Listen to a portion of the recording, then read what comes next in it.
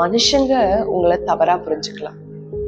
உன்கிட்ட இந்த குறை இருக்கு, நீ என்ன இப்படி இருக்க, என்ன இது அப்படின்னு என்னென்னமோ வார்த்தைகள் சொல்லணும். என்னென்னமோ உங்களை குறித்து தவறாய் பேசல.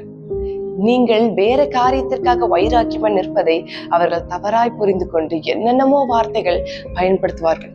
அந்த வார்த்தைகள் உங்க இருதயத்தை உடைத்து கொண்டிருக்கலாம்.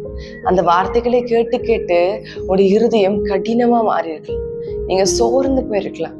ஆனா கர்த்தர் பேசுகிறார், மனிதர்கள் பார்க்கிற விதமாய் நான் உன்னை ஒரு நாளும் பார்ப்பதில்லை. கர்த்தர் சொல்லுகிறார், உன்னிடம் ஒரு குறையும் இல்லை, உன்னிடம் ஒரு பழுதும் இல்லை. எந்த குறையும் உங்ககிட்ட ஆண்டவர் பார்க்கல. மனுஷங்க பாக்குற மாதிரி கர்த்தர் உங்களை பார்க்கல. அவர் உங்களை பூரணமாய் அழகுள்ளவராய் பார்க்கிறார். வசனம் சொல்லுகிறது, நீ பூரண ரூபவதி, உன்னில் பழுதொன்றும் இல்லை அப்படின்னா ஆண்டவர் சொல்லுகிறார், உங்ககிட்ட எந்த ஒரு குறையும் இல்லையா. நீங்க அவ்வளோ பர்ஃபெக்டா இருக்கீங்களா, நீங்க அவ்வளோ அழகா இருக்கீங்களா.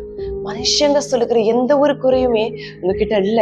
மனிதர்கள் தவறாய் அவர்கள் தங்களுடைய சொந்த கோபத்துல அந்த காரியத்தை பேசி கொண்டிருக்காங்க, பொறாமையில அந்த காரியத்தை பேசி கொண்டிருக்காங்க. ஆனா கர்த்தர் சொல்லுகிறார், இல்ல, உங்ககிட்ட எந்த ஒரு குறையும் இல்ல, நீ பூரண ரூபவதியா இருக்கிறேன்னு சொல்லிட்டு கர்த்தர் உங்களோட கூட பேசி கொண்டிருக்கார்.